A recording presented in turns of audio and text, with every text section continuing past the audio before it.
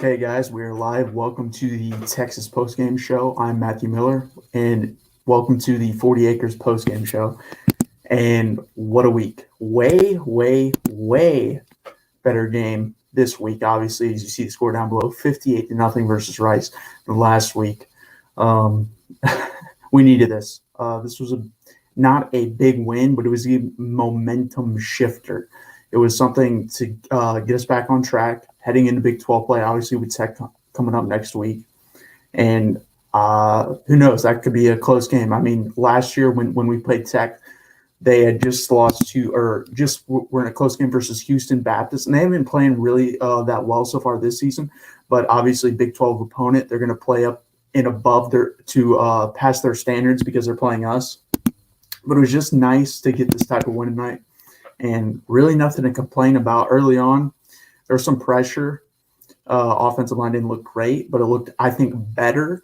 And a lot of the issues I saw were communication oriented. A lot of stunts and gains that gave us issues, but then it seemed like there was a lot of communication on the sideline with Kyle Flood that got situated out throughout the game. So that's nice to see. That's something I think we can improve on if it is truly a communication issue. And hopefully that's just the case. And obviously, we're brought to you by Mark Rogers, the voice of college football. If you're here, you probably know of him. But if you don't, head over to his channel, like his content, subscribe. Just type it in on the YouTube search bar, MarkRogersTV, the voice of college football, pop right up. And if you're just here checking in on the Texas channel, there's plenty of other channels over there as well. If you get a channel button on his channel, scroll down, he has like 23 other teams you can check out besides Texas. I know today I watched a little bit of the Miami one, heard those guys ran a lot. You won't hear me rant tonight like last week because it was a good win. Did the team look different with Casey playing? Yes. I think they played with more of an edge. I also think he brings confidence to them. When you have confidence in the guy behind you, you play as a team with more confidence. So I think that happened tonight for sure.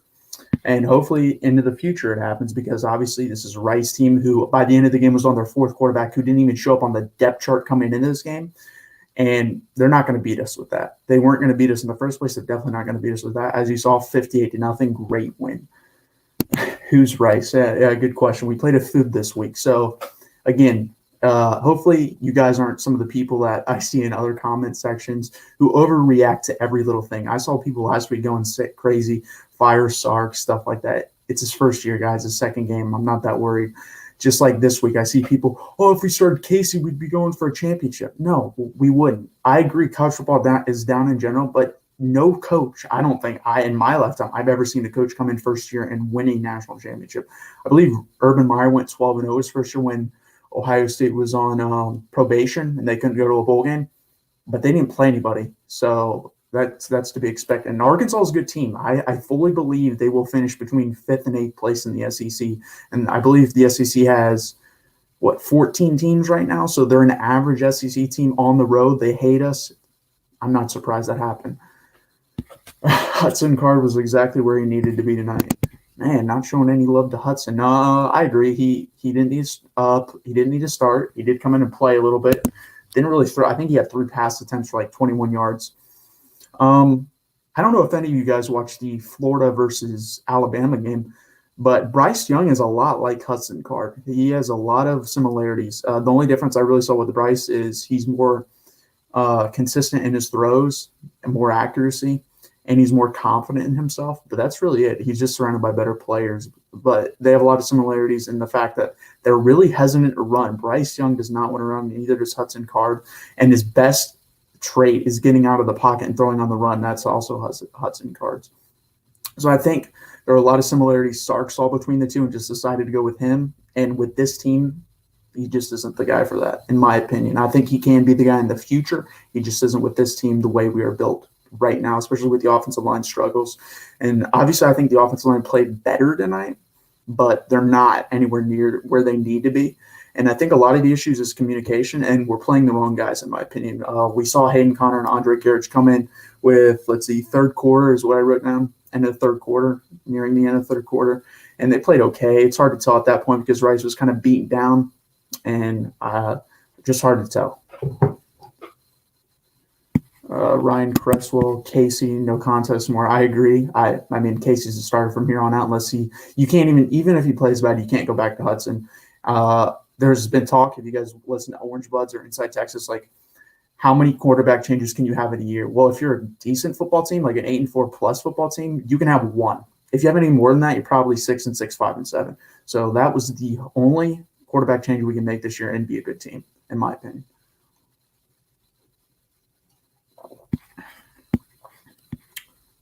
But really, overall, just a solid game. The defense, I think we know what they are at this point. They're just going to be fundamentally sound, not miss many tackles, try to prevent big plays. But you're going to be able to get down the field on them. They're going to allow you yards between the 20s, but then they're going to stiffen inside the red zone. Rice, I think, only got to the red zone twice tonight, once on their second drive, I believe, and then once at the end of the game when it really didn't matter. But Texas has, I believe, 12 red zone opportunities against them, and they've only allowed three scores or 3 touchdowns. I'm not 100% sure. I think it might be 3 scores or 3 touchdowns. So 3 touchdowns and 12 opportunities, that's very good red zone defense. Who's the official? I mean, it's Casey at this point. I don't see how it couldn't be anyone but Casey. I would have liked to see seen Charles Wright tonight too, especially if you weren't going to throw. At least get him in there. Like Hudson's thrown enough.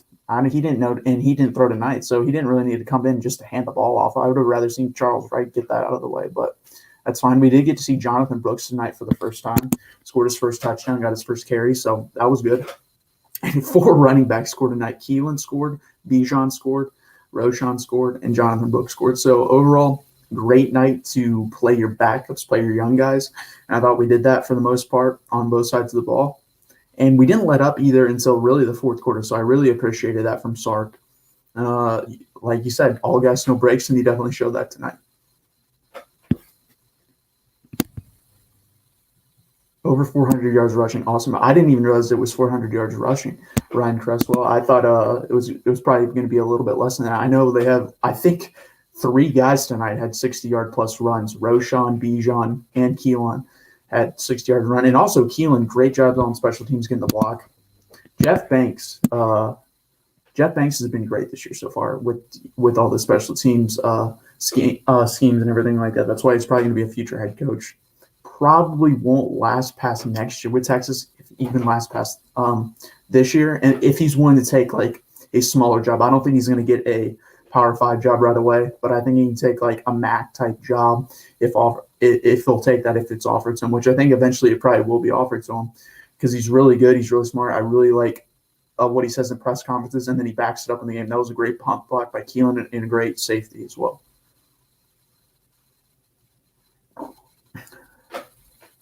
If you're new to the channel, please hit the subscribe button, turn on the notifications. We have content coming out a couple times a week, and then guaranteed on Saturday you're going to see me after no matter what. I mean, if I'm here after the Rice game, I'm going to be here after every game. The only other game left on our schedule that I think is a gimme is Kansas. They got absolutely destroyed by Baylor today. I think 41-7 or 45-7. So that's really the only other guaranteed win on the schedule. So if I'm going to be here for Rice, I'm going to be here for them all. So hit that subscribe button, hit that like button. It really helps out the channel. I appreciate that very much when you do. And obviously, we don't just have to talk about this game. This game was, boring, but there's other college football games. I watched some today. Not as much as I usually do, but I'm pretty knowledgeable. I like to think about other games. So if you want to jump on the comments, talk about Alabama, Florida, Auburn, Penn State, which was a really good game. I had that going on while I was watching the Texas game on my laptop, and it was that was a fun game. I really want to go to Penn State and watch a game there. It looks freaking amazing.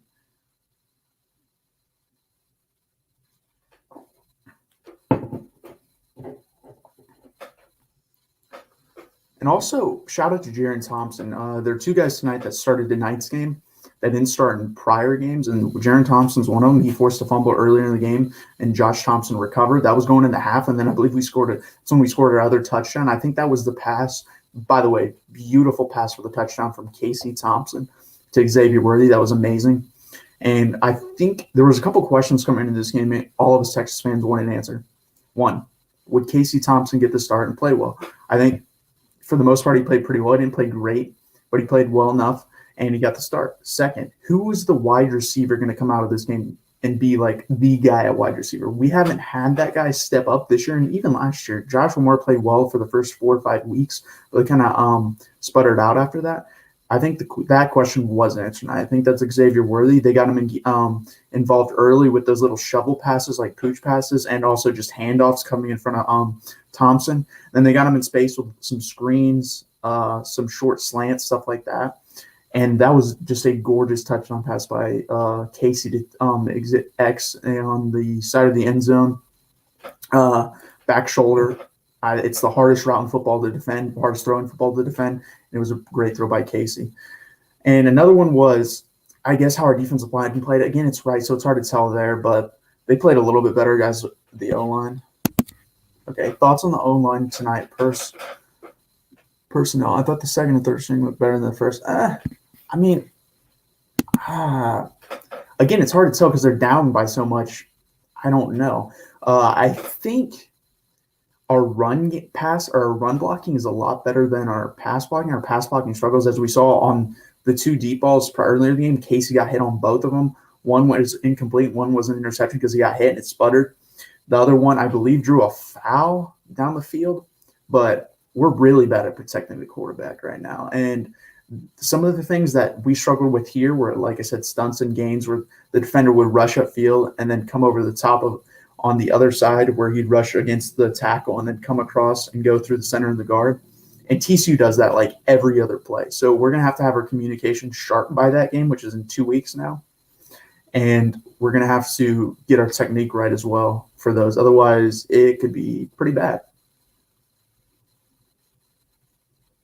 But overall, I did think they played good. I would have liked to see Carrick and Hayden Connor come in earlier in the game. Came in later, and it's hard to tell. Like I said, they were so beaten down at that point. You're on your 4th quarterback. It's hard to even try at that point. So I don't know how good they actually played. And also, I'd have to go back and watch. I'm going to be honest with you. About halfway through the third quarter, I was more concentrated on the Penn State Auburn game because we weren't throwing it anymore. We were just basically running every play, and that was a very exciting game. So that's where my mind was. I had it on still, and I was still watching, but I wasn't paying attention. That's another thing too. I don't understand how all these people can have 5 games up at one time and concentrate or watch them all. I can't do that. I got to have 1 game on and concentrate on. I can have maybe 2 on and hear it and watch the other one, but that's about it. It's very confusing to me. And obviously we play Tech next week, and they're 3-0. They played FAU today, won by 33, so that was their biggest win so far. They played Houston in the opener, and I don't think that's a very good Houston team. They won by 17, and then they barely beat Stephen F. Austin. So, again, though, they struggled with Houston Baptist and beat them by, I think, 6 or 5 the week before they played Texas, and then went into double overtime and should have beat Texas. We didn't get that onside kick, drive down and score last year. In the last 30 seconds, we would have lost to them, and we would have lost to them by pretty easily because they were up by 14 with 2 minutes left. So throw that out the window. It is at home this year, which will help, but throw it out the window. Should Texas do a whiteout? I mean, yeah, I think Texas should experiment with a lot of things. I would like to see them. I know it's sacrilege. I would like to see a black jersey. I think a black jersey with the burnt orange would be beautiful. I don't think it's ever going to happen under this administration, but I think it'd be really cool. And I'm not saying wear it all the time. I'm thinking how cool would it be to 1 home game a year to have a black jersey? I think it'd be pretty cool. I mean, their practice jerseys are really cool with the black, and a whiteout would be cool. A lot of things would be cool, but I don't think they're going to do them. Again, if you're new to the channel, hit the like button, subscribe, but also go down to Mark Rogers, the voice of college football, type in his channel, subscribe over there, like his videos. Go to the channel button. There's 23 other team channels. Miami, North Carolina, Ohio State, a ton of them over there. They're really entertaining content as well. It's very interesting to hear the Miami's guys' perspective on their program. I watched them for a little bit, and I think they kept it real and honest and authentic over there. So go over there and subscribe to their channel as well. Subscribe to them all. They all put out great content.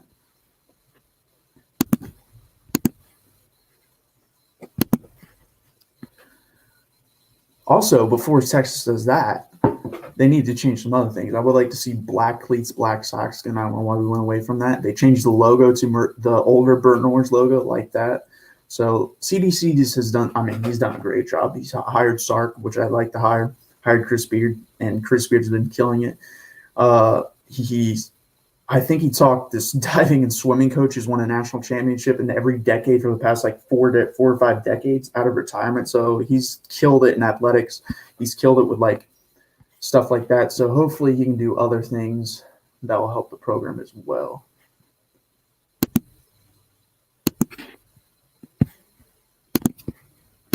I'll hide this.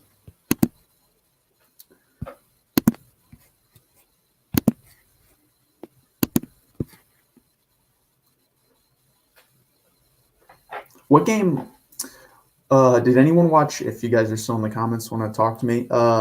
Anyone watch the Oklahoma-Nebraska game? I was very, very I mean, I'm a Texas fan, so I don't really care how Oklahoma does. If they lose, that would have been awesome. But I actually kind of want them to stay undefeated until they play us. But they look bad. I don't think Nebraska is very good. I think Nebraska is better than what they should versus Illinois the first game of the season, but they're not that good.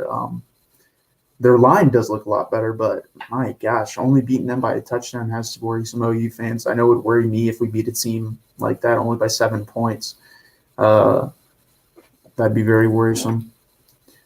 But we got our own problems. Like I said, we got Tech up next. I think that'll be a pretty hard game. TCU will show us everything we need to know about what our team is. I think Tech next week will show us where we rank in the Big 12. Like, are we going to be a middle team, or can we go up with the Oklahoma, Iowa State, TCU level, where I think those are the top 3 teams? If we beat Tech handily, I think we're in that level. I think we're with Oklahoma, Iowa State, TCU, those guys, if we beat Tech handily. If we don't, we may be in the middle level, and that's fine, but it's going to be interesting to find out. And then, obviously, TCU's going to tell us if we do beat Tech handily, and we play TCU well and beat them, that's going to show us where we rank between those 4 teams.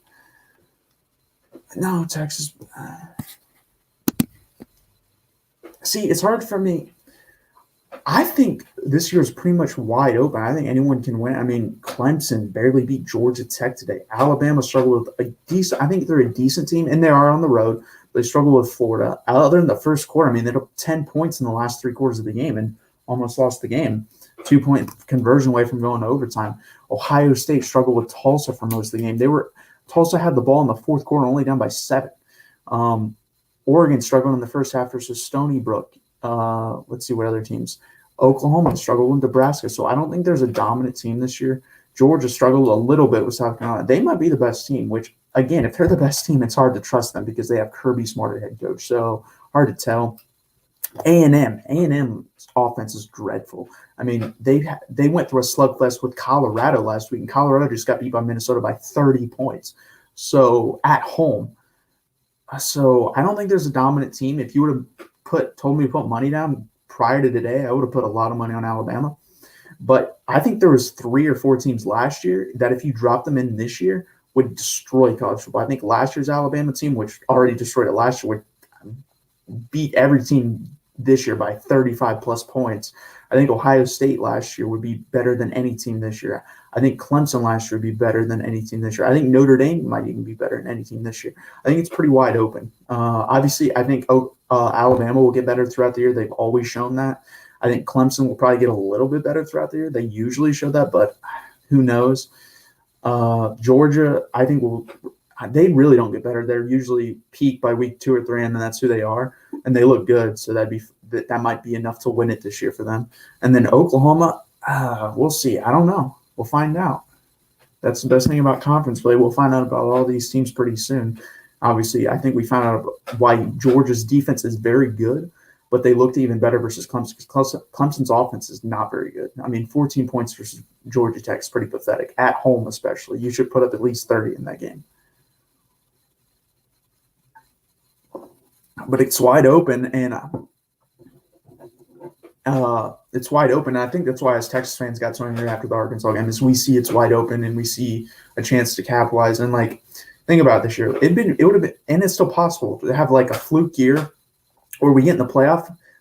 And guess what? If we get in the playoff and we get blown out, we're playing with house money. That helps recruiting so much. Sark can go into the recruit's house and say, "Look at this, guys. I got to a playoff with guys that aren't even my players, and then get these big time recruits." And I was rooting for Alabama today because of Florida wins that game, a guy like Evan Stewart, who is insane, best wide receiver in the country, we need him. I mean, he's another type of Xavier Worthy type of player. We need guys like that. We only have one on the roster right now. We need 3 or 4 of them to be like Alabama status or at least close to that, Oklahoma status, Ohio State status. They're all deep at wide receiver.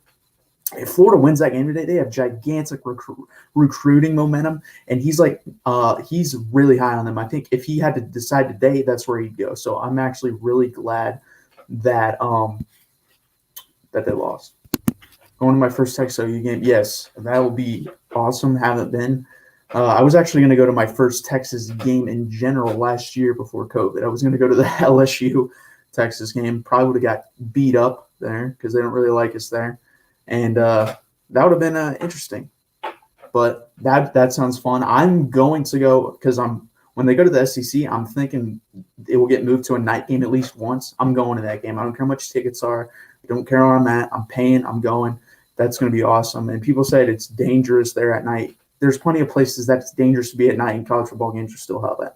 I don't think Louisiana, LSU, Baton Rouge is that safe. Guess what? They have 2 to 3 night games every year. So they'll have a night game there eventually. Texas sucks. Yeah, okay. You can troll all you want. Oh, they beat Rice. Fine, troll. Don't really care. Keep the comments coming, man. That's all I care about.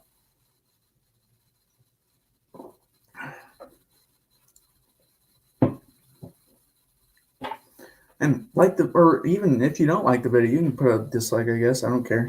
But like it. If you really want to troll, like it. And also, who's your team?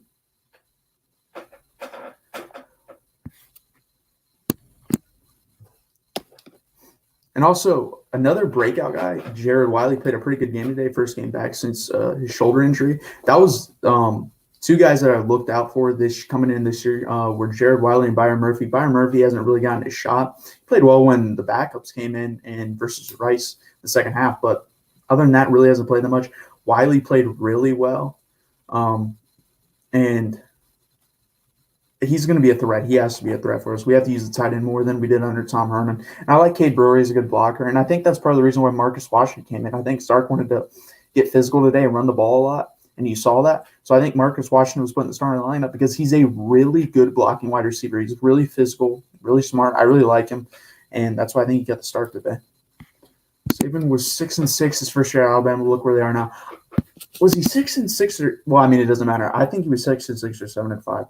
But that – I mean, one game doesn't make a difference. Yeah, and they lost to, I believe, Louisiana Monroe his first year as well. So, yeah, I agree. First year is about getting the culture built. It's just like a house. You got to build the foundation first, then put up the structure, then put on the roof, and then, do the outside, and you got yourself a house. From college football, if you look at every great coach, it's usually that third year is when you see that giant step, like getting to a playoff, or if your team was already like 9-3, 10-2, bordering playoff, getting to a national championship, and if you were a step above that, then winning a national championship. So year 3, you have to have minimum, in my opinion, give someone 3 years. So this first year, like I said, I wanted to see 8-4 from there, 10-2, and then hopefully like a playoff. I think next year actually might be our year, to be honest with you, because Bijan will be a junior. I think everyone basically on offense, other than Denzel Okafor, which not very good anyways, and Kirk Setter, which he's pretty good. He's probably best offensive lineman right now. Won't be back, but other than that, everyone will be back. So, and Josh Thompson on defense. But everyone else will be back. So next year will be pretty interesting. And Sark will have his foundation built to understand the offense better. Hopefully bring in some really good recruits. I'm praying Evan Stewart comes. That's like the number 1 guy on my list of who I'd want. And then Devin Campbell, guard, need him. Does Oregon make the college football playoff? You know what? I'll look at their schedule. I don't think it's very hard, and they play in the Pac-12. We see the Pac-12 struggling, but there's always – I want to see if they have any Pac-12 after dark games because there's always some nonsense that goes on in those games, always some craziness. So, and I think they play UCLA, and I don't know – UCLA is playing a pretty good Fresno team tonight, so that would be interesting. So Oregon plays Arizona. They play Stanford. They play Cal. Cal's got a good defense, but that's in Eugene. There it is. So in about a month's time, they'll play UCLA at the Rose Bowl. That'll be a very good game, I think. And then they play Colorado, Washington at Washington. I still think that'll be a hard game. I think Washington will be a little bit better than, and they play well at Washington always. Utah, yeah, they could make the college football playoff. That wouldn't surprise me. I'm going to tell you a team that I really think is going to make the college football playoff is Penn State. I think, especially if they beat Ohio State, that's the one game they have that would scare me as a Penn State fan. But Ohio State's not playing that well. It is in Columbus, so that'll be difficult. But Penn State just played a really good Auburn team. I think Auburn, they're ranked 22. I think that's where they'll be. But at the end of the season, they're a good football team.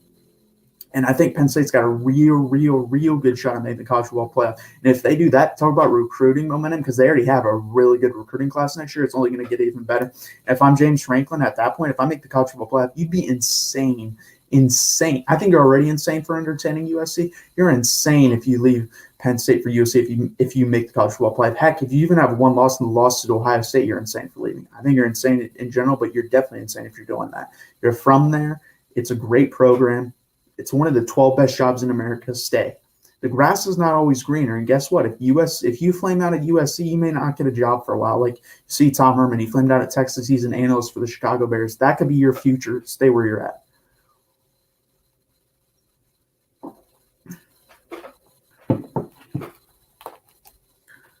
Let's see. I'm going to check the UCLA Fresno score.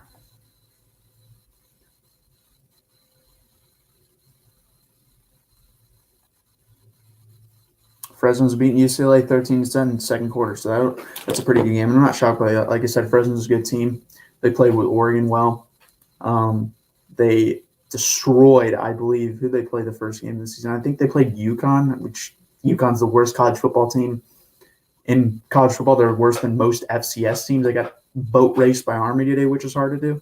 Like, if Army's destroying you, you have an issue, because Army only usually gets 6 to 7 possessions a game, or 8 possessions a game, because of how slow they play with the triple option. But Arch Manning coming against Oklahoma State, thoughts? It's kind of a perfect game for him to come to, because it's not like Georgia today. Why would you invite him to South Carolina? Like, you're going to kill them, and a kid's going to be like, you invited me to a slaughterfest. You invited me to a game you knew you were 10 times better than the opponent, and why am I here? Like, invite him to a real game. I don't know if Georgia has any, like, insanely hard games at home, but if I'm Georgia, I would have invited him to Florida. I think Florida, first off, if you're confident in who you are, invite him to a game you think you can win but looks good. South Carolina, you knew you were going to win, and they don't look good. Like, no kid at South Carolina's like, oh, he beat South Carolina. Florida, I don't know if they have, like I said, any like really good teams coming to their place, but invite them to the Florida game if you're allowed to do that. I don't know if you're allowed to invite someone to a neutral site game, but yeah, I like the Oklahoma State choice for a couple reasons. They're a good, like, it's a name you can put up there and be like, oh, it's Oklahoma State, respectable program, and I don't think they're that good this year, so it kind of works in both ways. We should beat them since it's at home. I know they always play us tough, but Spencer Sanders looks terrible. Their team doesn't look that good. The defense does look pretty good. And it's a really good name. It's a name that draws attention. So I think it's a perfect game for him to attend. Like, a lot of guys, like Harold Perkins came in and watched him versus Rice. Like, this game was over at halftime. Beating Rice means nothing unless you kind of already know you're going here and you just want to experience a game day atmosphere. Then I don't understand why you invite someone like that to the Rice game. That's just my opinion. I think the Oklahoma State game is perfect. Now, if you lose that game, not good, but I think it's perfect. Do you think we beat Iowa State? It's at Iowa State. They play – the good thing is they play – Arkansas, the way they play defense was exactly how Iowa State's going to play us. 3-man front, going to drop into zone coverage, do all that, bring some blitzes occasionally. So it's kind of like we already prepared for them. So I know you don't want to watch the tape, but if I'm Sark, I'm pulling out that tape the week we play Iowa State, and I'm explaining what we did wrong to the T and saying this is how you attack. And I'm sure he'll do something along those lines. And we should beat him. We should. Does that mean I like to pick games like that day? I get a really good feeling, and I'm usually right that day. I was right about the Arkansas game. I thought we'd lose. I didn't think we'd get killed.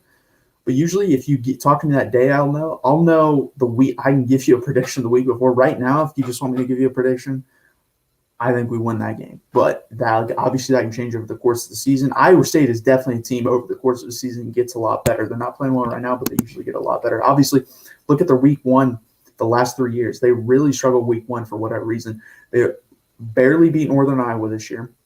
They lost Louisiana pretty easily last year. The year before that, they went into triple overtime with Northern Iowa. Let's check Georgia's schedule.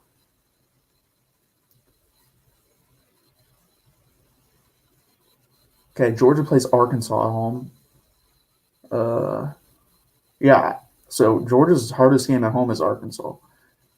So I guess if you can invite someone to a neutral site game, I would have invited Arch Manning to Florida, but that's just me. And I think going on Arch Manning, I think with us moving to the SEC, that elevates us. If you read Georgia's message boards, they actually think we're ahead right now. But they think it's us, Georgia, and then a little gap, Ole Miss. If Ole Miss continues to look like they do, which is very good, I think they have a real shot at him. And I'm hoping Lane Kiffin gets hired away somewhere that isn't in the SEC or a big-time program somewhere else. Like he wants to go to a West Coast. I don't think USC would hire him, but somewhere else other than an SEC team, because then I think there's a real chance Arch Manning goes there. LSU, that'd be a nightmare. Like if he goes to LSU, that'd be really hard. I really think he would probably go there. But I think it's going to come down right now, if I had to guess, between us and Georgia, which, again, it's going to come down to the Mannings are smart. It's going to come down to who's winning at the time. And I don't know why quarterbacks continue to go to Georgia anyways. Kirby Smart has shown he doesn't make the right decision. He doesn't run a quarterback-friendly offense, or at least a quarterback-friendly offense in the sense that makes you look good. So I don't even know why they're in the race. But right now it's between those two. And one keeps bringing up Clemson. Clemson has Cade Klubnik coming in next year. I don't know why he'd go there because Cade Klubnik's going to be the starter over him for at least his first year and most likely his second. So I don't know why he'd go there personally.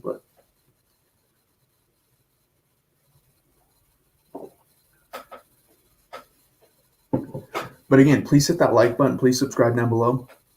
Go down to MarkRogersTV, the voice of college football. Go up to YouTube, search that. Subscribe to him. Go over to the channels button. Scroll down. There's like 23 other teams' channels. Miami, Ohio State, North Carolina, who was in a close game with Virginia today, but then kind of blew them out at the end. So that was good.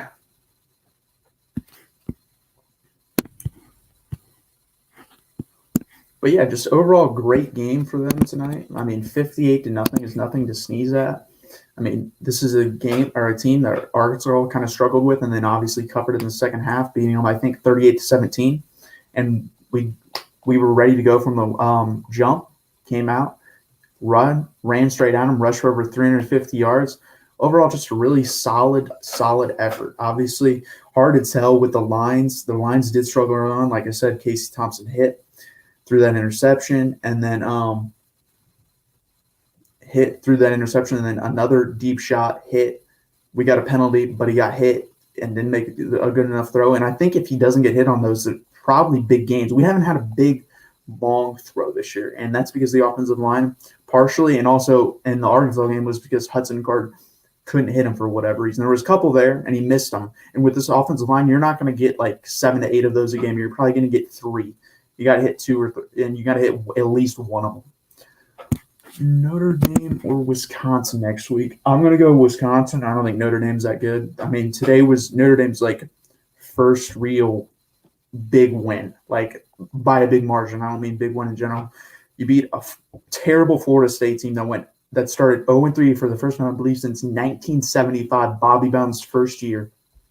You beat Toledo, who I believe got beat today by a not very good team. I'd have to check that. And then you played Purdue today, which they're better, but they're not great. They're a bottom 4 or 5 team in the Big Ten, and you didn't beat them very convincingly until the end. You started to pull away. So I'm taking Wisconsin in that game. I think they're a better defense. I think coaching advantage obviously is going to go to Notre Dame, but I'm just going to take Wisconsin in that game. And it's at Soldier Field, so that'll be fun. That'll be a fun environment. Let's see. Who did Toledo play today? Toledo played, Colorado State, and Colorado State beat them 22-6. Toledo only lost to Notre Dame by 3 last week. So just not impressed. They're overrated. There was a couple teams coming in the year I thought were overrated. I thought North Carolina, Notre Dame, and A&M. And so far, I've been right on those. And I thought Oregon was. I was wrong on that. So 3 out of 4, I still think is pretty good. But Oregon's proved me wrong. And they could make the college football playoff. Who will control the Big 12 after Texas and OU leave? I think UCF is. I think UCF, people don't realize they have the biggest alumni people. They have the biggest graduation groups graduating every year. They're on the precipice of being a very, very good program. And I think the Big 12 is smart in adding them because it's like a stock. You put your money into a $3 to $4 stock. I think in 5 years, you're going to look at UCF, and they're going to be a $50 stock in the college football world. I think they're ready to burst on the scene. They've already burst on in a little way. I think it's going to burst on in a big way. I think they're going to control the Big 12 3, 4, 5 years from now. I think it'll take 2 or 3 years to get in there, get integrated, ready with all the offense, defense, and everything. But then once recruiting takes off, especially with someone like Gus Malzahn, who usually recruits pretty well and runs a decent offense, I think they're really going to take off. If you had to have me say like right away after they leave,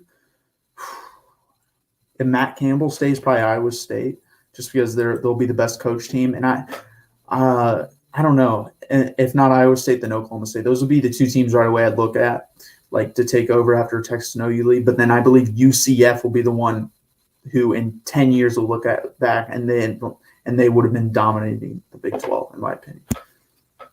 TCU, I don't know. Horn 7, what do you mean TCU? Couldn't watch the game because of the Longhorn Network. Glad we're going to the SEC. Was the O-line improved or just Rice ups? O-line was slightly improved, and yes, Rice is just trash. It was a little bit better this week. It wasn't great. Like I said, we'll know next week just because we're playing better competition, and it's always a big game for Tech, so we'll know next week. B91 depends how we scheme plays. If you're talking about if we can beat TCU, yeah, it is. It's going to depend on how we can – a couple things. How we scheme plays, but also going into that, how do we deal with their stunts and gains on defense? If we can control that, we'll beat them pretty easily, I think. But if we have issues with that, it could get ugly. And also containing Max Duggan in the pocket, and he's going to give you 3 to 4 throws a game where it should be turned over, 3 to 4 plays a game. You have to take advantage of those plays and actually pick them off or force them to fumble, because he's going to do it. He's done it every year. In the 2019 game, he threw up like 2 passes that should have been picked off or at least batted down, and we let him catch it. So that has to happen. TCU, no, I don't think so. They don't recruit at a high enough level, and they haven't been good. This is their first good year in 3 or 4 years. And Duggan will be gone by then, and Zach Evans will be gone by then. Unless we leave next year, which I don't think is going to happen. I think we're going to leave and start at the 2023 season. I think we're here for next year. I disagree. I mean, you could be right. It's all a crapshoot at this point. Yeah, I agree. I think Oklahoma State and Iowa State will be good right after we leave. And then and then UCF will take off 2 to 3 years after coming in. Because like I said, big alumni base, a lot of money, NIL. Now you just open up the recruiting base farther west for them. Now they're in the Big 12. So I think they'll really take off, in my opinion. Especially if Gus Malzahn leaves and then I don't know if he'll leave, but they could get even a bigger and better coach. I think Malzahn's good, but there's always someone better out there, especially since he seems like he wants to go back to the SEC to me. He wants to go back there. What about Cincinnati? That's just hard. I don't know if Fickell will be there. I have a feeling he's probably going to take the USC job, or if Jim Harbaugh, if Michigan sputters out this year, I think he's definitely taking that. I think if he was offered that job, I think he would take it. I know he's been at Ohio State for long, but that'd just be hard to turn down that job, especially, I mean, that's basically right next to where you grew up. You get to go back to the Big Ten, which I think he wants to coach in. But who knows? Like I said, Cincinnati will get a boost in money taken in now that they're coming to the Big 12. A little bit of a boost, not a lot, but a little bit. And they'll probably be able to get someone else. Cincinnati's going to fall off after the seniors depart. Yeah, that's the thing why I think Fickell might leave. They have a decent amount of seniors, and a lot their best players are leaving after this year. And it's kind of like Billy Napier at Louisiana. You want to stay with the class, build it up, and then your program is at a good place, and then leave right when they leave, because usually if you don't, your program goes back down and your name goes quiet again, then you start to build up again. It comes and you might get thrown back out there, but it's probably not as good as a job as you could have left for in the first place. So I think Fickell will probably, if he's offered the USC job, which I don't know if he wants to go to the West Coast, but if he's offered that job, I would probably take it if I were him. I think he would definitely, like I said, take the Michigan job. I think he would. And maybe he just hates them so much in his bones, but I really feel like that's a job he should take. And it may not come open. I think Harbaugh's an underrated coach. If you look at him, he's had one bad year. He's won like 10 games 3 or 4 times. I think that's good enough. And I don't know why they're not happy with that, in my opinion, but I'm not a Michigan fan.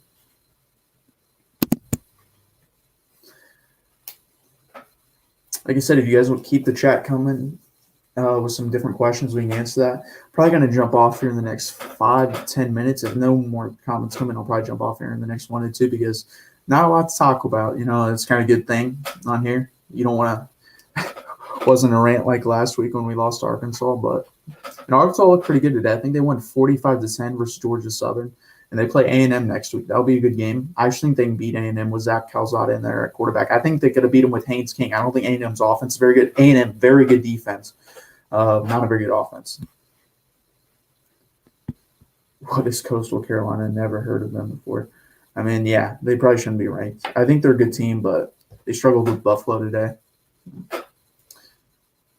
But they're one of those teams. I feel like it's funny, we elevate group of 5 teams into the top 25 and overrate them there, but we never put the ones that I think are actually good enough into the top 4 to get into the playoff, which doesn't really make sense to me. Like, I really believe UCF, the year they went undefeated, was one of the 4 best teams. I really believe that. That's really the only year that you could say that recently. I think Boise State was probably the last one when they lost to Nevada and Colin Kaepernick on the road. I forget what year that was, where they could have been in the BCS National Championship, and they blew it.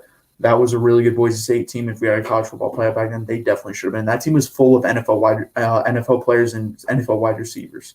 Doug Martin at running back. I believe Ryan Broyles at wide receiver. I forget the other one too. Austin Pettis. Yeah, they were good.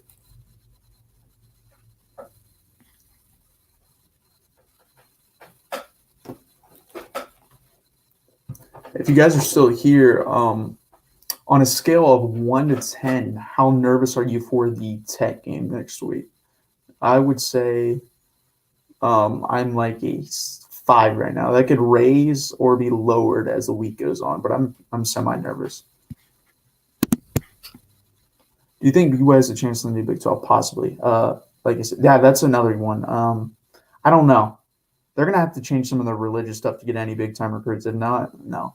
I mean, if you look at their handbook, to be a Mormon, you can't smoke, drink, have sex, can't do anything basically. So they're going to have to either change that, or they're just going to be what they usually are, which is they're okay for their players' freshman and sophomore years, but then as they get older, they're pretty good. They'll win 9-10 games, but that's about it.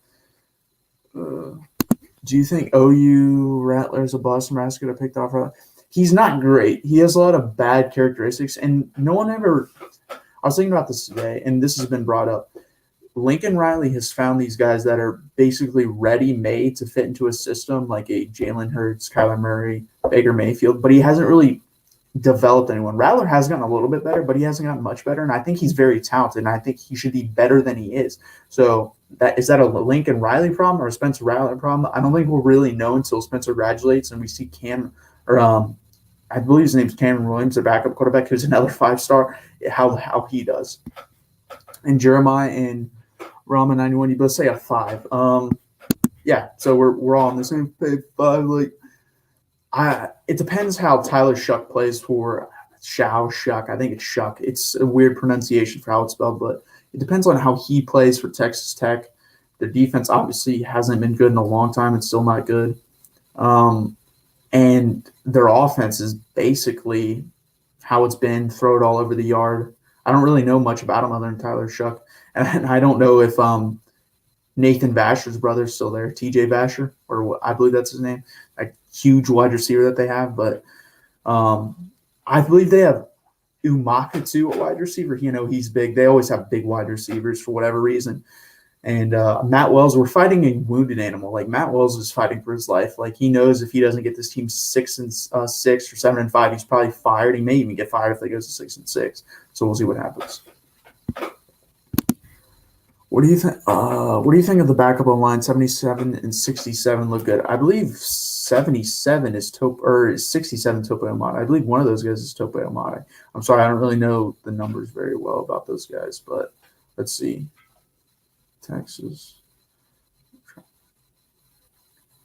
I know on the broadcast what they were talking about was Carrick, Hayden Connor, and Tope Amata came in. And yeah, everyone's been saying like if you listen to the guys in practice and what they say and other players, they say Carrick and Tope Amata play with like a really mean edge. And I think we need that offensive line. I'm not saying we need both of them because you don't want to have two guys out there that are just like bruisers and aren't very good at what they're supposed to do. But if you just want to put one guy out there like that, I mean, let's be honest here, Denzel Oakford is not that good. So if you just replace him with someone who's as good as him and has an edge, why not? And younger, so could play longer. So I don't understand that. He should be gone. I don't understand why he's still playing. I don't care if Casey will throw picks, but he knows Sark said in the offseason that was his problem. Yeah, he did say that was his problem. Maybe that's just a practice thing because Sark wanted him to stay in the pocket and process everything, and instead of running, he wanted him to throw. And if you're forcing someone to do that, maybe that's the reason. Because to me, he's a 1-2 read guy and then takes off. Like if you're only reading two guys, and usually with Sark, the first guy's if he's open, he's wide open because he's seamed open properly. So really, you really only have one read to make on the second one, and then you take off. So I don't understand why he would have been throwing a lot of picks, unless, like I said, he was just forced to stay in the pocket and throw the ball, which makes no sense if they were doing that. As long as we don't get in the Allen Bowl again, I'll be fine. Well, I mean, they could send us there. Like I said, I predicted to go 8-4, 9-3. I think we were 7-3 last year, and they put us in the Allen Bowl. I hope we get a better opponent. Like, no offense to Colorado. Colorado was not very good. And then we played Missouri, which was an okay SEC team, but they weren't great. So if they put us there, at least give us a better opponent. Not some garbage Pac-12 team or a bottom feeder SEC team that played well at the end of the year.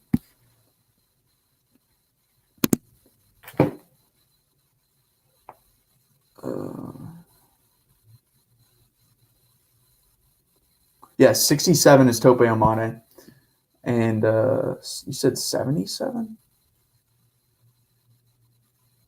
77 is Jalen Garth. He's a third stringer. I didn't even realize we got that deep if we played him, if you're correct on the numbers. I know, did you know everyone on our line is 3'10", but Monte's 3'6". I don't know. We're sticking with small guys. Carriage is 3'11". Majors is 3'10". Yeah, well, Majors is young, and he'll get there. Like they were talking about earlier, or in the Arkansas game last week, their Arkansas center was 250 and played as a freshman and kind of handled his own. And then I think Majors will follow that trajectory. He was like 275 when he got in. Now he's 310. I think he'll be up to 330 next year, and he's already really smart. So if you played a lot and you've gotten bigger and you're already really smart, he's going to be our best offensive lineman in a while. I fully believe he'll be a second or third round pick in the NFL when he comes out. Tyler Johnson has always been a guy, like, I think he was a high 4-star, low 5-star coming out. Like, Tom Herman talked about him, Sarkisian's talked about him, the media's talked about him, but he's never played. And I really think he's just one of those guys that you look at and it's like, man, that got to be a great offensive lineman, and he's just not. So I don't know. The guy that we know can be a good offensive lineman is Andre Carriage. Andre Carriage has played and looked very good, so I don't know why he's not playing. That's like the one guy that just confuses me. We've seen it, so I don't know why we haven't seen it with the staff. I don't know why the staff doesn't like him. I don't know if it's just me, but the pass game was kind of vanilla today. I thought Case would be more. I disagree. I think the pass game, the scheming, maybe later on it was, but the scheming early on was way better in the Arkansas game. We had a lot more motion. We brought Xavier Worthy in front of the quarterback in motion multiple times. We did a read option with Roshan Johnson where he brought Marcus Washington in motion to block the edge defender and then cut Roshan Johnson took off and scored that touchdown on read option Wildcat with Bijan. Like, that's way more creative than anything we did last week. So I somewhat disagree with that. I think, in the passing game, but I don't think you can get super creative in the passing game on any intermediate or long throws because the offensive line doesn't hold up well enough. I think you can you can do more motion and jet sweeps and little pooch passes and read options, stuff like that. But that's about all you can do. I don't think you can do anything more than that. I know it's not football, but hey, I'm always down. Basketball's my favorite.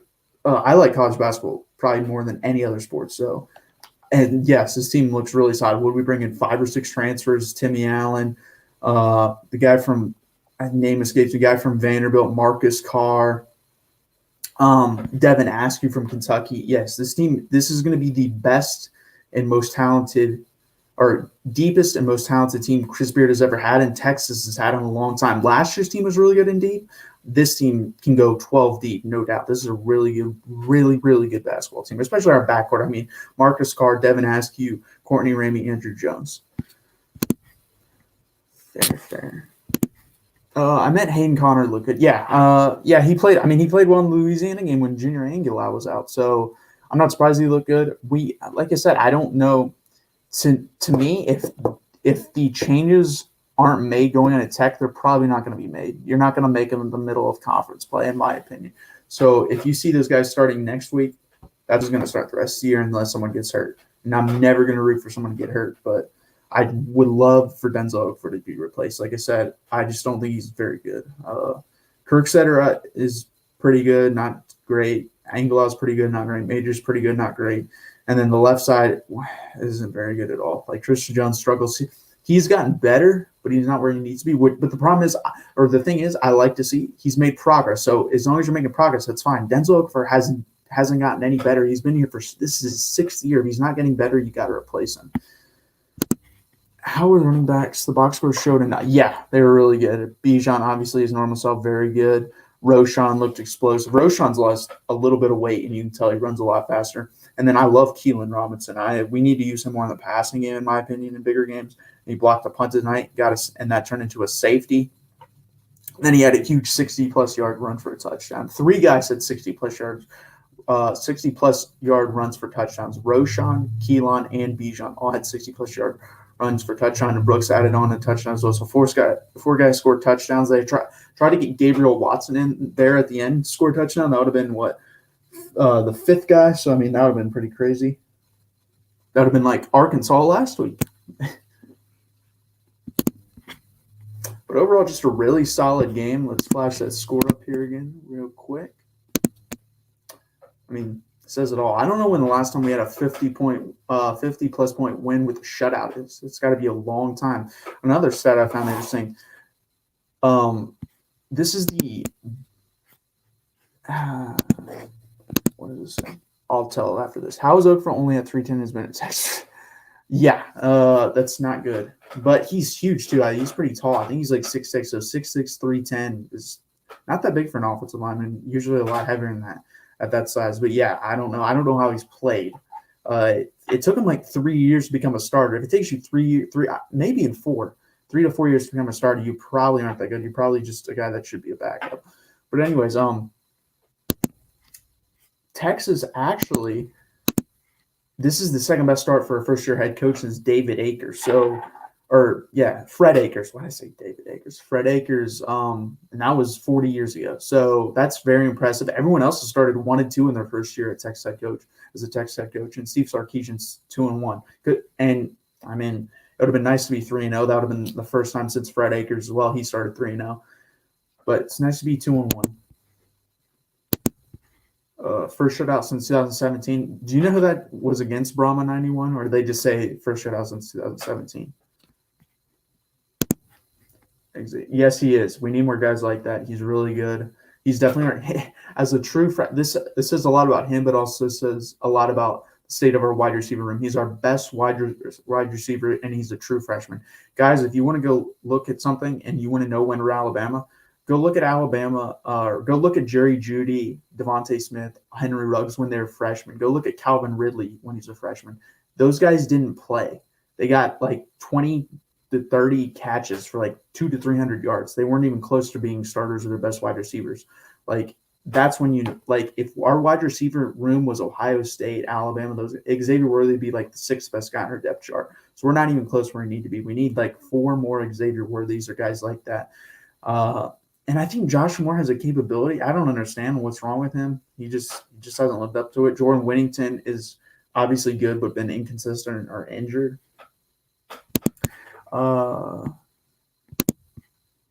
Did we land any deep balls and how many? No, we tried for 3 deep balls. One was incomplete. The other 2, one was picked off because Casey got hit. He would have completed it. It was pretty close to being complete as it was, but it got picked off. The second one was he also got hit again, which turned into a underthrow. No one picked it off, luckily, but there was a flag on Rice, so we got some yardage from that. But we were 0 of 3, and yeah, we haven't really completed a deep pass this year. They've been there, and like I said, we're going to have 2 to 3, not 7, 8 opportunities, but 2 to 3 opportunities. The O-line has to hold up on them, and we have to hit 1 to 2 of them. San Jose State. Okay. Yeah, that makes sense. When was the last time we played an FCS school? I can't remember playing in anyone not in D1. I don't know. That's a really good question. I don't know when the last time we played an FCS school was. And I'm glad we don't play FCS schools. I think there's certain FCS schools that you can't get away with. Like, if you're playing South Dakota State or North Dakota State, no issue with that. They're really good. They're better than 30% of regular Division I football teams. So if you play them, fine. Anyone else, no. And it's funny because I don't think anyone's going to schedule – the last couple of years, and anyone's scheduled North Dakota State in Division I because they're really good. Like, they'll beat 30 to 40% of regular college football teams. I don't understand why they're not Division I yet. They should be. What's up with Troy O? He tore his ACL, obviously, last year. He was good, and then he tweaked something. I don't think they're being honest with us. I think he seriously, or at least something's wrong with his knee still. So hopefully he's better. We definitely need him. I'm interested to see him. He doesn't really fit into this offense, though. He's a bigger body wide receiver. Sarkisian's like the 5'11 to 6'1 guy that gets in and out of routes quick and accelerates fast. That's not really Troy O'Meara. He's more of the little Jordan Humphrey, Colin Johnson mold. That's why Tom Herman liked him so much. But we'll see. Like I said, a good coach will make use of what he has, and Troy's clearly got talent, and we need to use him. But it'll be nice. Like I said, one recruit that if I had to guarantee him to Texas in this next recruiting class, I want him bad, Evan Stewart. Go watch his tape. Amazing. Best wide receiver in the country. We need him. We need him. We need him. We need him. I think right now we're probably in second place. I think Florida's number 1 right now. That's why I was rooting against them. How are big schools allowed to play teams like OU versus Western Carolina? Because they pay them to play them. It's an easy win, so they'll pay them a couple $100,000, and it helps. Those schools don't have a lot of money, so it's here's $500,000, come play us here. So they need the money, and it helps them their athletic programs stay afloat. Without those games, they wouldn't be able to function. So I don't mind it. To me, one of those years is fine, but any more than that, it's ridiculous. It's dumb. But one's fine. Probably go for another 3 to 5 minutes. If you guys just got in the video, please like the video. Subscribe down below if you're not. Go over to MarkRogersTV, the voice of college football. Subscribe to his channel if you're not. I'm sure you are if you're here, but if you're not, go over there, subscribe to it. Go over to the channels button, scroll down. There's 22 other team channels. They're great content, just like this is. Go over there, subscribe to some of them if you want to watch their content and like their videos as well. But I'm actually going to – I have a little bit of time here. I'm going to look up when is the last time – I don't know if it'll pop right up. If it pops right up, that'd be nice. When is the last time Texas played an FCS school in football?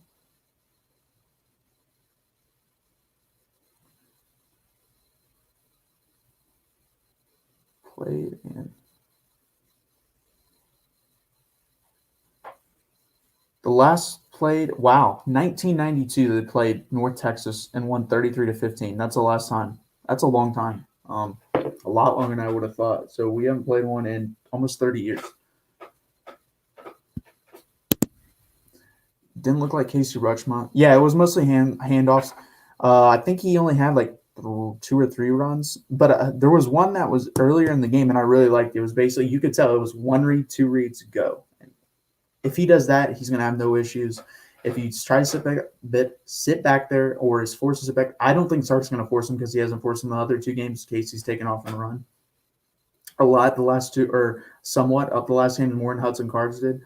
But if he just plays his game, we'll be fine. He's pretty accurate. He's fast. He's elusive. And he makes pretty good decisions. I mean, I haven't seen him make a bad decision yet. And touching on that point, in his last 18 possessions that he's had the ball and played in, he scored touchdowns on 14 of them. So that tells you everything you know right there. He's played really well. Really well. Holy crap, 30 years without. I see. I disagree with that to an extent. Rice is a cupcake. Rice isn't a good team. I don't think Texas ever lost to Rice. So for the most part, everyone's schedules cupcakes. I don't think there's any game or any team in the country that doesn't have at least one cupcake on their schedule. I think Rice is a cupcake. Now, an FCS, I do agree. There's levels to cupcakes. Like if Rice played an average FCS team, they'd probably beat them by 2 to 3 touchdowns. But I mean, UC Davis, an FCS team, beat, I believe, Tulsa, who hung with Ohio State today. So I was possibly, like I said, that could be the case. It could also be there's a couple theories. He could be scared to get hit, which would be hard to believe because there's a wide receiver in high school. But who knows? That could be also the reason why he switched. Or he just hasn't because he's young. And I mean, that happens. Like these guys are expecting greatness from these first-year quarterbacks, and that's just rare. Trevor Lawrence and Justin Fields are the minority, and they're not the majority. The majority of young quarterbacks look more like a C.J. Stroud or a Bryce Young did the last 3 quarters of football today, or a Hudson Card did versus Arkansas. They get hesitant. They don't trust themselves as much. They're not understanding what they see. I mean, Bryce Young almost threw a pick right at a guy today because they dropped the defensive end and he got right in the passing lane. And that happens. That's normal. That's what young quarterbacks do. They struggle on the road. They struggle in tough environments. And Alabama would have lost today if they didn't have as much talent around him as they do. Like, he didn't play that well past the first quarter, but they have so much talent around him. They can mask it. We just don't have that right now. So everything, all the light shines bright on him.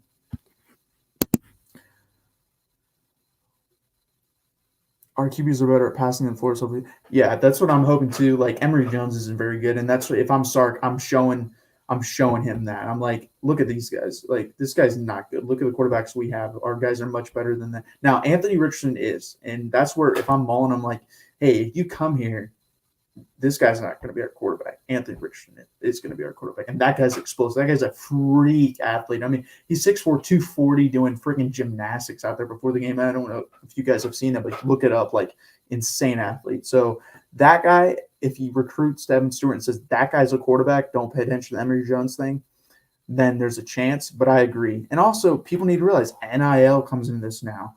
Who can offer more money? Texas doesn't seem willing to play that game right now. I hope they are because we need someone like that. We need the Devin Campbells, the Harold Perkins, the Evan Stewarts of the world. So I'm hoping we're able to play that game. We'll probably blow out. Who's WCU? You mean West Virginia? And Justin Fields is in college. He was a redshirt freshman. So he's exactly where Card is. Card is also a redshirt freshman. Like I said, though, just not normal stuff. That Trevor Lawrence and Justin Fields don't grow on trees. That's why, like, they're like 2 of the top 7 highest rated quarterbacks ever.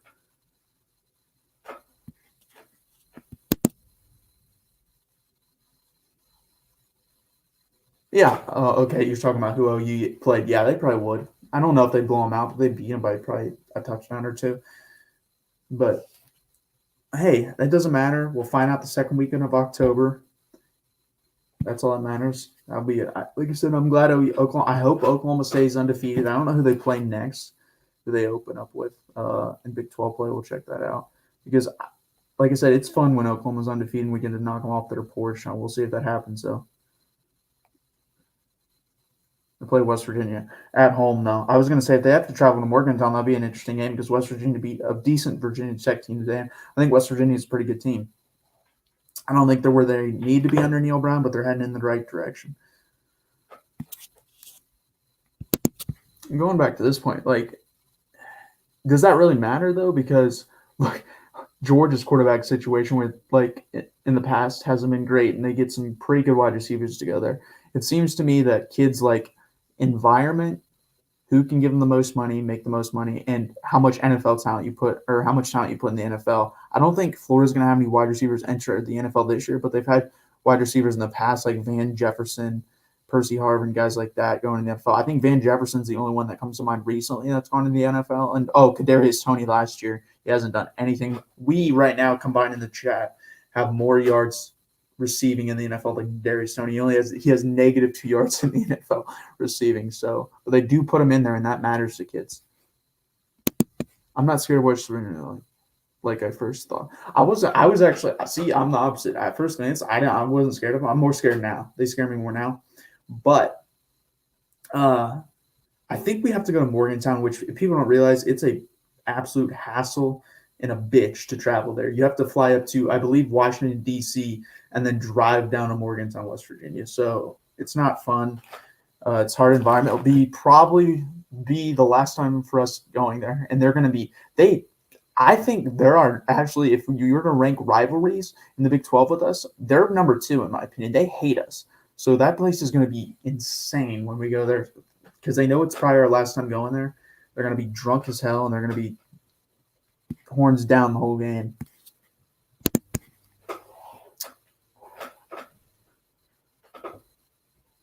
I really appreciate you guys sitting here and watching, keeping the chat going. Hit that like button, hit the subscribe button, turn on the notification button, and support the channel. I know. Also, go over to Mark Rogers, subscribe to him if you already haven't.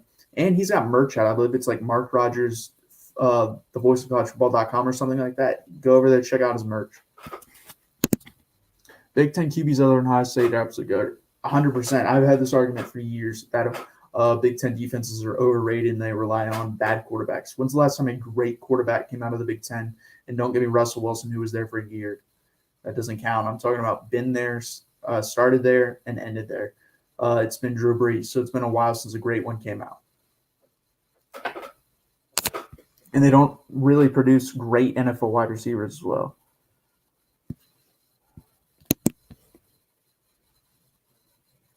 That's a really good question. And if you're talking about how when the Big 12 had, if you add Colorado into that scenario and Texas A&M and Nebraska and Missouri, no, we would still be there. But with losing all of them, that's when the dominant. I mean, we would have left. What was that? 2013, I believe, or 2012. I'm not 100% sure. Where we almost left for the Pac-12. I mean, we were super close to that happening. Super close. And Oklahoma's wanted to leave the Big 12. They've been trying for a decade, but basically no one would take them unless Texas came. And Texas finally agreed to, so we went to the SEC together. The Minnesota, yeah, but also Muhammad Ibrahim going out lost the game. Like that's, in my opinion, was probably the best or second best running back in college ball. If you want to argue Bijan, I'm not going to argue with you. Or Tank Bigsby. So he's a top 3 running back in college football. And when that happened, the game was over. Like as soon as I saw that, I was like, yeah, not going to happen tonight.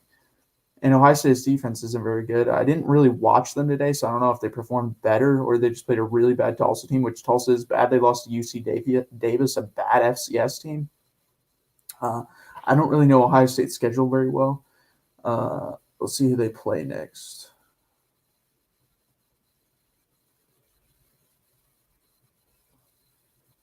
Play Akron. So Rutgers in New Jersey.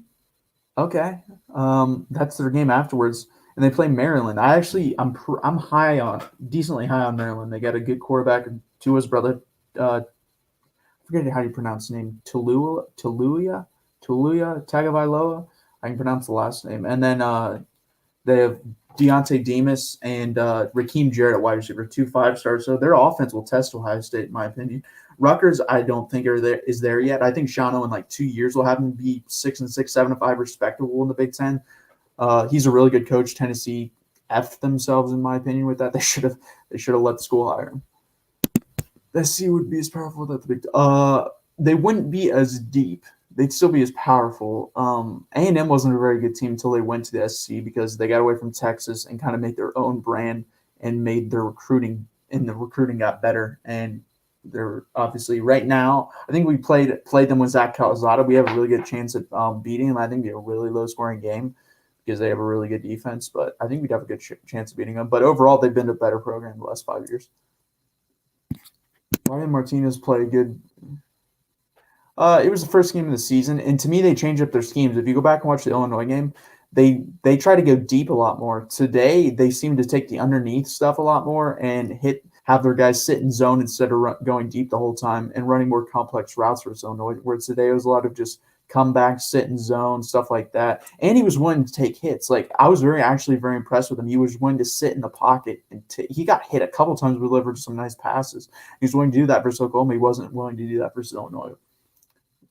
And it was a rivalry game. They're going to play better. They're probably So I said Texas would kill Rice. If you're a gambling person, take Texas minus the 30 points. That's what I thought the line would be. I think it was like 26. I would have hammered that. I would have even if you can find an alternate line, I would have done 30, 35. Like you knew they were going to kill them because how bad they played. And then if you go look at like big games, always go hammer the loser of that big game or rivalry game. So I think Nebraska next week will play even better. I don't know who they play. That also depends who you play, and I think Oklahoma will probably struggle a little bit if they consider that as much rivalry as Nebraska, which I think they did because it got pretty chippy there at the beginning. We play Alabama the next year. Oof, then Michigan after the home and home. So we play Alabama, and I know we play Alabama next year. So do we play them the year after that, and then we play Michigan? Is that what you're saying? I didn't know we played Michigan. I know we play Ohio State like 2000. Yeah, it's pretty close. 2024. Hey, do it responsibly.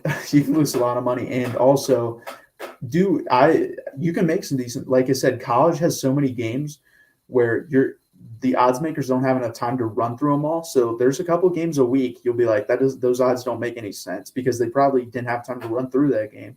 So they threw up a line that a computer system gave them instead of like vetting it multiple times, and they just messed up. So there are some games you can make some money, but obviously do it responsibly. And NFL games are hard. Like I said, the odds makers know their lines a lot better, and there's a lot less teams and there's a lot less talent disparity. So NFL is a lot harder.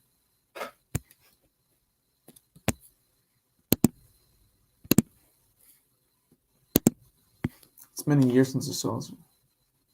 Yeah, I think we play Ohio State in like 2024.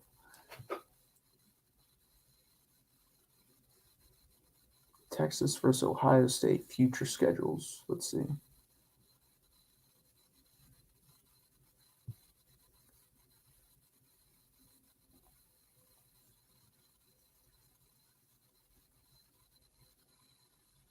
Yeah, 2025, Texas.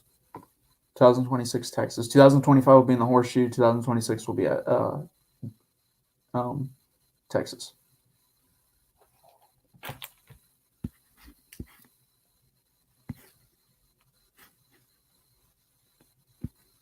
Okay, guys, I really appreciate this. Please hit that like button. Please subscribe down below. And obviously, for us Texas fans, great win tonight. Throw up them horns. Always keep them up. That's going to do it for me.